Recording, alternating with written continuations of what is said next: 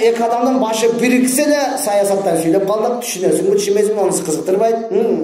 Эки адам башы бириксе эле колунан келбейби, бир иш баштап калдык да. Не иш кылып атасың? Бекер иш жок, нормалдуу иш башташ керек да, кандай кылыш керек экен, ойло, мындай кылбайды, оны кылып атат да, мындай кылбайды, мындай кылып атат да, андагы не кылып, дагы ойлош керек.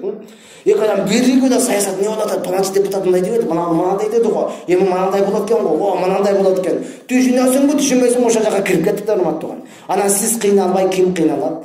Анан сиз бактысыз болбой ким бактысыз болот? Ошондон урматтуу тууган, биз ушул убакка чейин эч бир адам отуруп сүйлөшкөн жок да. Эч бир адам отуруп атып, канча жаттадың Курандан? Жашың 70ге чыкты, бир да Куран жаттай элексиңби? Ушул убакта бир хатым кылдыңбы? Мен Куранды маекке келип токтоп калдым, мынаяга улай албай атам, жардам берчи, бүтүрүшүп койчу деген нерсе жок да. Акыйкат урматтуу деген нерсе жок. Ошондон мусулман болуп туруп күндөн күнгө даражабыз төмөн даражага түшүп баратат. Күндөн күнгө кыйналып атабыз. Күндөн күнгө канча нерсе баары болсо дагы, курсагың жарылдай болсо дагы эле жетпей жатат. Дагы эле жетпей жатат урматтуу тууган. Неге биз китептердин китеби болгон нерсени окубай калдык? Бардыгы айтып атат, жаштарды китеп окуганга үйрөтүш керек. Паланчынын чыгармасы, чүкүнчүнүн чыгармасы, паланчынын мынанча жылдыгы, чүкүнчүнүн мынча жылдыгы, ошонун норманы өткөрүш керек. Кудай атып кылдым. Сени жараткан Аллахтын сөзүнө бир үйрөттүңбү?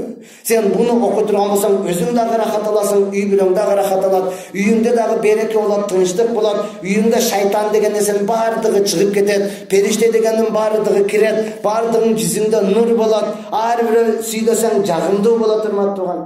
Бүгүнкү күнү чын-чыныга келгенде, Куранды окубаган себептен бир тууганга жакпай калдык да.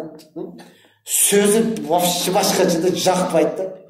Эркек аял сүйүп алгансың, сүйүп тийген бири-биринин сөзү жакпайт. Балаңдын сөзү жакпайт, атаңдын сөзү жакпайт, кызыңдын сөзү жакпайт, энеңдин сөзү жакпайт. Болду, токтот. Мен айтканым болот. Баласы сен айтканың болот. Болду, анан бир үйгө батпай эле кыжалат болуп эле нормально иштеш керек, бутка туруш керек, нормально жашаш керек. Буга чейин айтып келгенмин, дагы айтам, бүгүнкү күнү сиз эле эмес, эшек дагы нормально жашап атат. Конкретный семер болгон, жүнү тишип жалтылдайт катым эле. Жаныга барсаң тебет, тиштейт, каккайып турат, ол эшек да. Мукмин мусулман сиз дүйнөлүк вактынчалык жашооңузду нормально жашоо дебеңиз урматтуу тууган.